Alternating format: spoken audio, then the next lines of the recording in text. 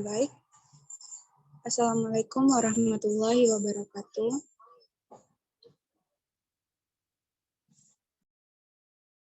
Waalaikumsalam warahmatullahi wabarakatuh.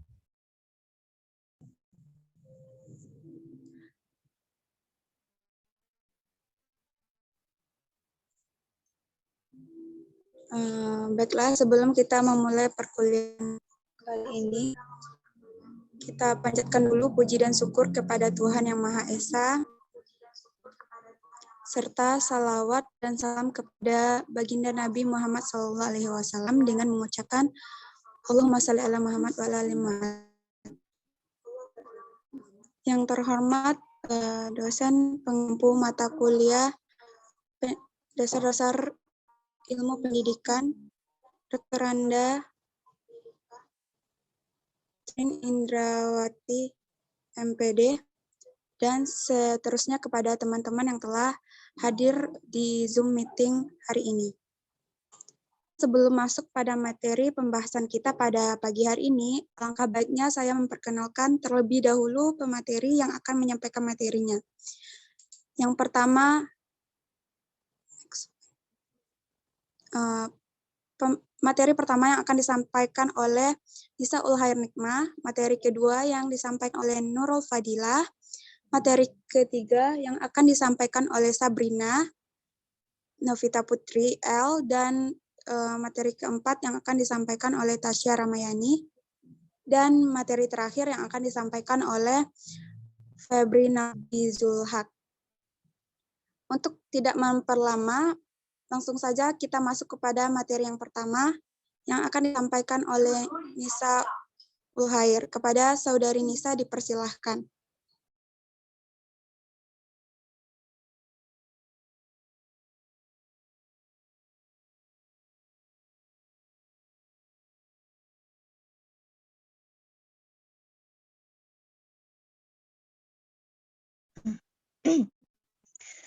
Sistem pendidikan menjadi bagian yang tak terpisahkan dari kehidupan sosial budaya masyarakat.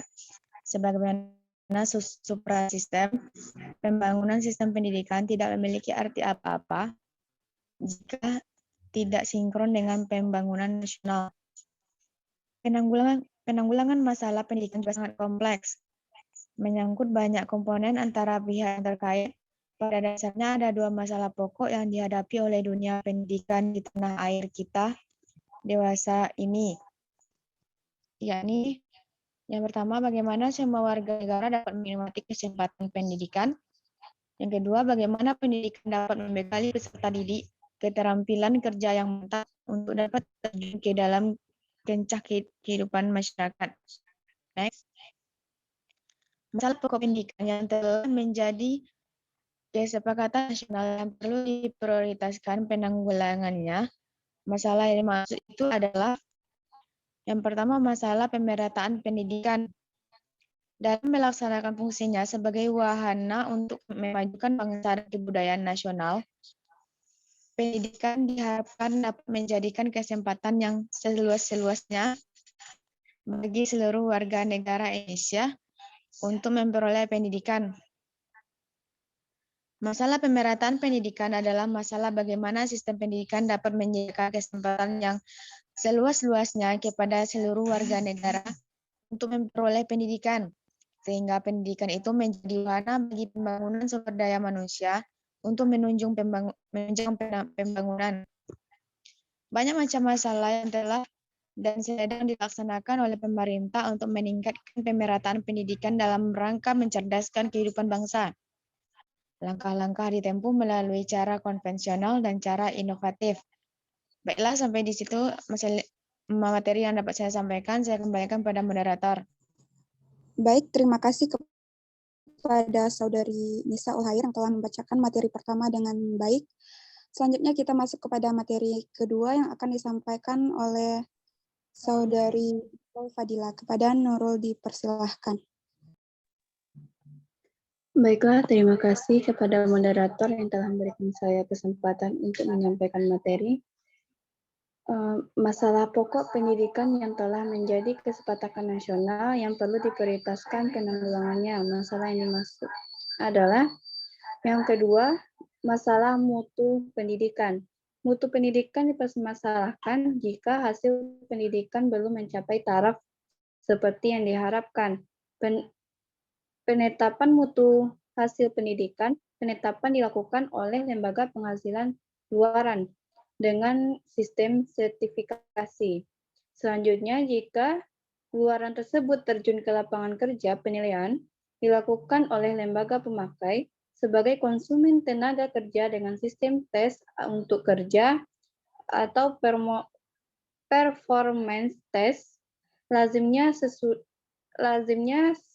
sesudah itu masih dilakukan pelatihan atau pemagangan baik calon untuk penyesuaian dengan tuntutan persyaratan kerja di lapangan. Jadi, mutu pendidikan slide sebelumnya. Jadi, mutu pendidikan pada akhirnya dilihat pada kualitas luarannya. Jika tujuan pendidikan nasional dijadikan kriteria, maka pertanyaannya adalah apakah luaran dari satu sistem pendidikan menjadi pribadi yang bertakwa, mandiri, dan berkarya. Anggota masyarakat yang sosial dan bertanggung jawab, warga negara yang cinta tanah air, dan memiliki rasa kesetiakawanan sosial.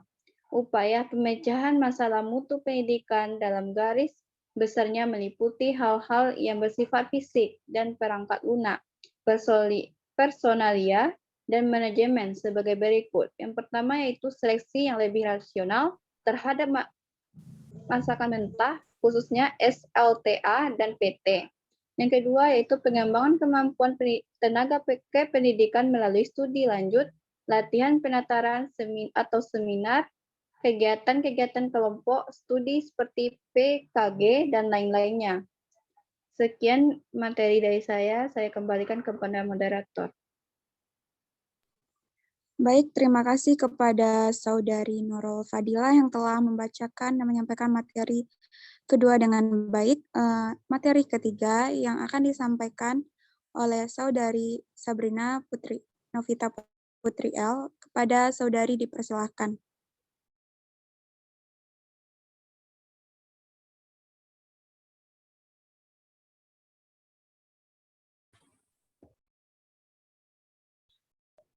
Baik, selanjutnya yang ketiga, masalah efisiensi pendidikan. Masalah efisiensi pendidikan mempersoalkan bagaimana suatu sistem pendidikan mendayagunakan sumber daya yang ada untuk mencapai tujuan pendidikan. Ada beberapa masalah efisiensi pendidikan yang penting. Yang pertama, ada masalah efisiensi dalam memungsikan tenaga. Masalah ini meliputi pengangkatan, penempatan, dan pengembangan tenaga. Masalah pengangkatan terletak pada kesenjangan antara stok tenaga yang tersedia dengan jatah pengangkatan yang terbatas. Pada masa 5 tahun terakhir ini, jatah pengangkatan setiap tahunnya sekitar 20% dari kebutuhan tenaga di lapangan. Sedangkan persediaan tenaga yang diangkat lebih besar daripada kebutuhan di lapangan. Dengan demikian berarti lebih dari 80% tenaga tersedia tidak difungsikan. Masalah pengembangan tenaga kependidikan di lapangan biasanya terlambat, khususnya pada saat menyongsong hadirnya kurikulum baru.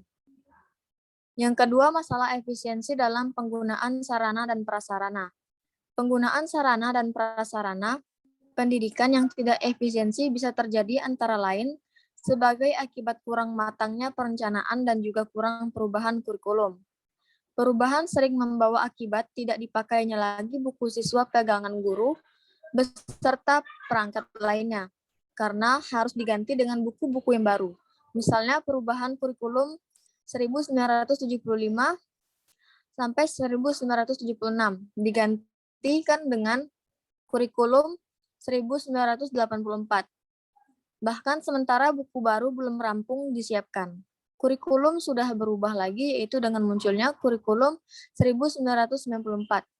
Sebab bagaimanapun juga pembaharuan kurikulum merupakan tindakan antisipasi terhadap pemberian bekal bagi calon iuran sesuai dengan tuntunan zaman. Sekian materi dari saya kembalikan kepada moderator. Baik, terima kasih kepada Saudari Sabrina yang telah menyampaikan materi ketiga dengan baik. Selanjutnya kita masuk ke pemateri keempat yang akan disampaikan oleh pemateri kita, yaitu Tasya Ramayani. Kepada Saudari dipersilahkan. Terima kasih moderator yang sudah memberikan saya kesempatan untuk membacakan materi selanjutnya. 4. Masalah relevansi pendidikan. Masalah relevansi pendidikan mencangkup sejauh mana sistem pendidikan dapat menghasilkan iuran sesuai dengan kebutuhan pembangunan, yaitu masalah-masalah seperti digambarkan dalam rumusan tujuan pendidikan nasional. Iuran pendidikan diharapkan dapat mengisi semua sektor pembangunan yang beraneka ragam, sektor produksi, sektor jasa, dan lain-lain, baik dari segi jumlah maupun segi kualitas. Dengan kondisi sistem tersebut, pendidikan pada umumnya dan gambaran dikaitkan dengan kondisi sistem tersebut, pendidikan tentang pekerjaan yang ada antara lain sebagai berikut. 1. Status lembaga pendidikan sendiri masih macam-macam kualitasnya. 2. Sistem pendidikan tidak pernah menghasilkan iuran siap pakai. Yang ada adalah siap kembang atau latih. 3. Peta kebutuhan tenaga kerja dengan persyaratan yang dapat digunakan sebagai pedoman oleh lembaga-lembaga pendidikan untuk menyusun program tersebut. Selanjutnya kembali ke moderator. Baik, terima kasih kepada Saudari Tasya yang telah membacakan materi keempat dengan sangat baik. Selanjutnya kita masuk ke pemateri terakhir kita, kepada Saudari Febrinaldi, dipersilakan untuk menyampaikan materinya.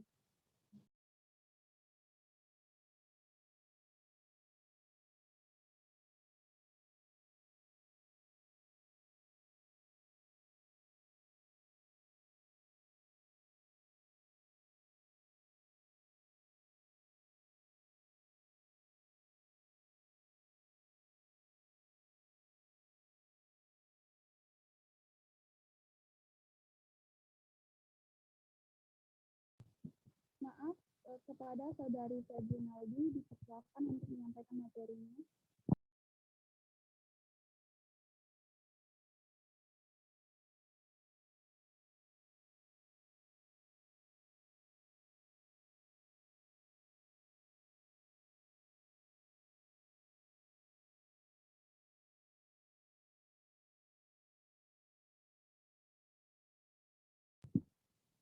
Saya ulangi kepada Saudari Febri, silakan untuk menyampaikan materinya.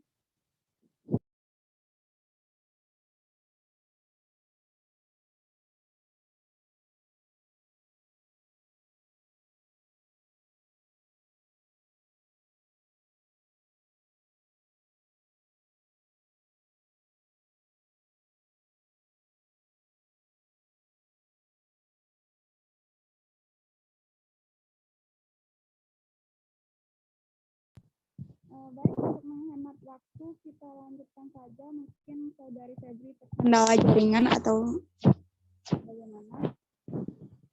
Selanjutnya, upaya penanggulangan. Nah, beberapa upaya yang perlu dilakukan untuk menanggulangi masalah-masalah aktual, antara lain adalah sebagai berikut ini. Pertama adalah pendidikan afektif. Perlu ditingkatkan secara program, tidak cukup. Yang kedua, berlangsung hanya secara incidental. Yang ketiga, pelaksanaannya dan ekstrakurikuler dikerjakan dengan penuh kesungguhan dan hasilnya diperhitungkan dalam menetapkan nilai akhir ataupun kelulusan. Yang keempat itu pemilihan siswa atau kelompok yang akan melanjutkan belajar ke perguruan tinggi dengan yang akan terjun ke masyarakat merupakan hal yang prinsip dan prinsip karena pada dasarnya tidak semua siswa secara potensial mampu belajar di perguruan tinggi. Yang kelima yaitu pendidikan tenaga kependidikan perlu diberi perhatian khusus.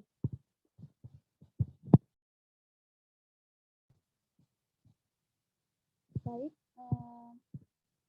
itulah materi dari kelompok kami. Kepada teman-teman yang ingin menambahkan, mengoreksi, kami persilahkan. Dan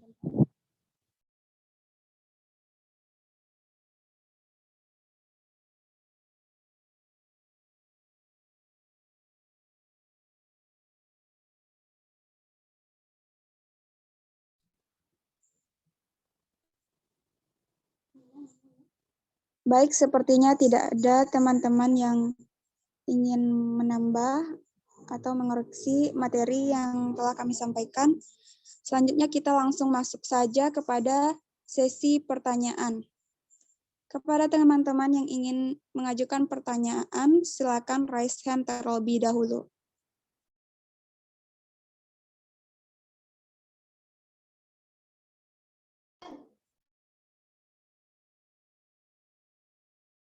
Baik, kepada Dwi Rizky, dipersilahkan untuk mengajukan pertanyaannya terlebih dahulu. Baiklah, terima kasih moderator.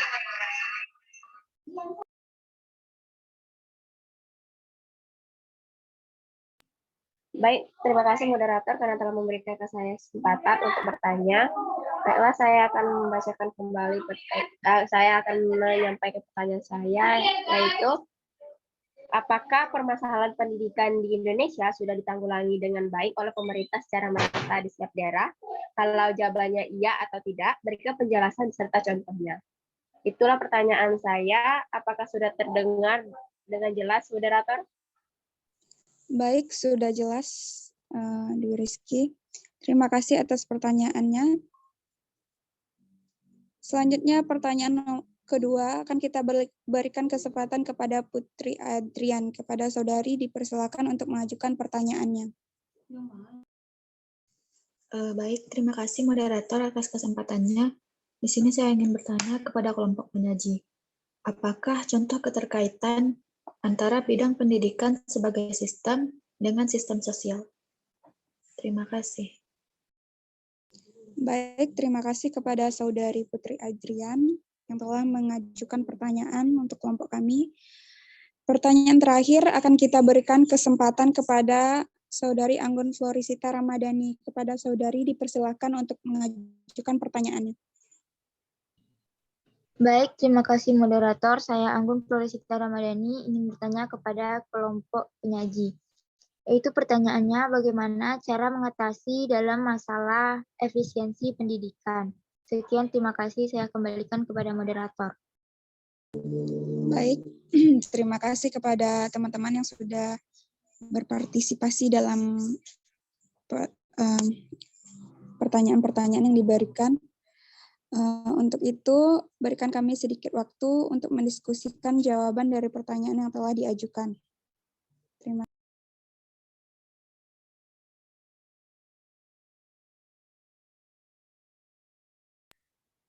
Baik, untuk mempersingkat, kita langsung saja jawab pertanyaan yang akan dijawab oleh teman kita, yaitu Nurul Fadilah. Kepada Nurul dipersilahkan untuk menjawab pertanyaan. Baiklah, terima kasih moderator atas kesempatannya. Saya akan menjawab pertanyaan dari Anggun. Bagaimana cara menanggulangi masalah dalam efisien pendidikan? Masalah efisien pendidikan membahas bagaimana sistem pendidikan memanfaatkan sumber daya pendidikan yang ada untuk mencapai tujuan pendidikan. Dalam upaya pendidikan yang perlu dilakukan untuk menanggulangi masalah-masalah aktual antara lain sebagai berikut. Yang pertama yaitu pendidikan afektif perlu ditingkatkan secara terprogram, tidak cukup. Yang kedua, berlangsung hanya secara insidental. Yang ketiga, pelaksanaan dan ekstrakurikuler dikerjakan dengan penuh kesungguhan dan hasilnya diperhitungkan dalam menetapkan nilai akhir ataupun kelulusan. Yang keempat yaitu pemilihan siswa atas kelompok yang akan melanjutkan belajar ke perguruan tinggi dengan yang akan diterjun ke masyarakat, merupakan hal yang prinsip karena pada dasarnya tidak semua siswa secara potensial mampu belajar di perguruan tinggi. Yang kelima yaitu pendidikan tenaga kependidikan perlu diberi perhatian khusus. Sekian jawaban dari saya kembalikan kepada moderator. Baik, terima kasih kepada Saudari Nurul Fadila yang telah menjawab pertanyaan yang pertama. Untuk itu kita akan minta dulu tanggapan dari teman-teman, apakah ada yang ingin menyanggah maupun menambah dari jawaban yang sudah kelompok kami berikan. Kepada teman-teman yang ingin menambahkan jawaban, dipersilakan untuk raise hand.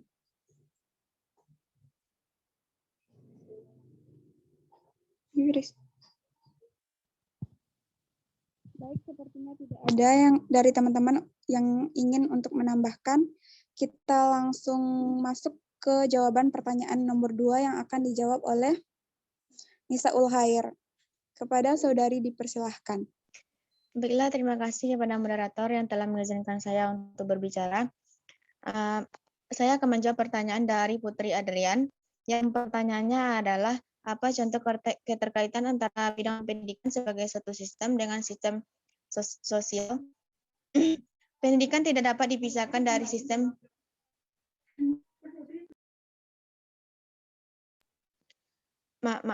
pendidikan tidak dapat dipisahkan dari sistem sosial karena ia merupakan pendidik yang lahir dengan dan tumbuh dalam masyarakat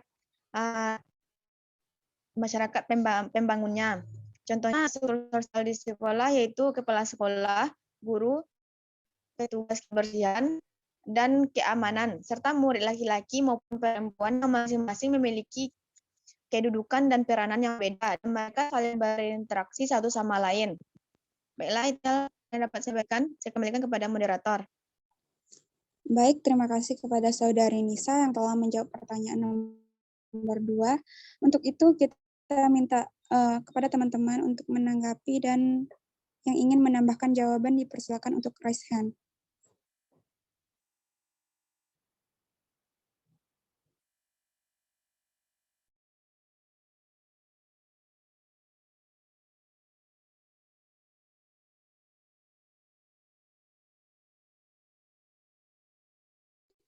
Sepertinya tidak ada dari teman-teman yang ingin menambahkan jawaban.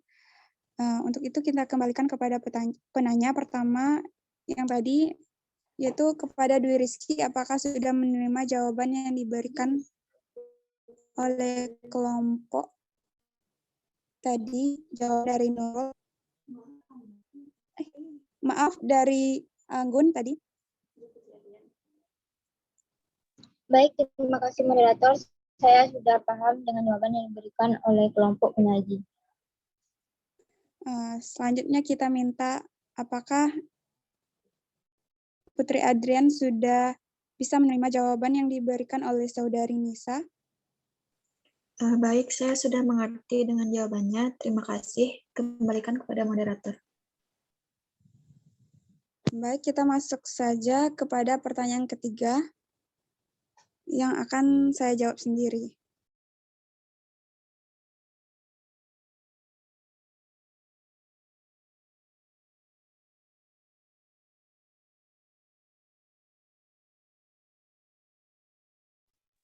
Baik, pertanyaan dari Dwi Rizky, apakah permasalahan pendidikan di Indonesia sudah ditanggulangi dengan baik oleh pemerintah secara merata di setiap daerah?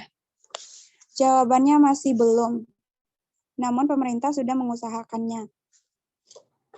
Belum karena faktor yang menyebabkan pendidikan di Indonesia kurang merata adalah kemiskinan, sumber daya manusia, rendahnya kualitas guru, serta sarana dan prasarana yang masih kurang merata di setiap daerahnya. Sehingga belum bisa ditanggulangi masalah ini dengan semaksimal mungkin, namun telah diusahakan oleh pemerintah. Penanggulangan ini juga dipersulit oleh lokasi era tersebut. Seperti daerah yang jauh dan terpencil itu akan sangat sulit untuk pemerataan. Untuk itu pemerintah selalu mengusahakan untuk pemerataan tersebut, namun memang belum bisa 100% diatasi.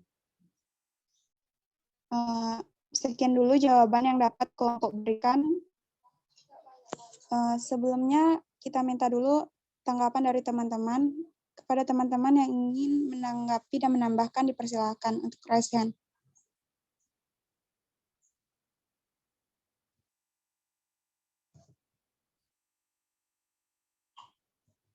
Rezi. Baik, kepada Saudari Rezi dipersilakan untuk mengajukan.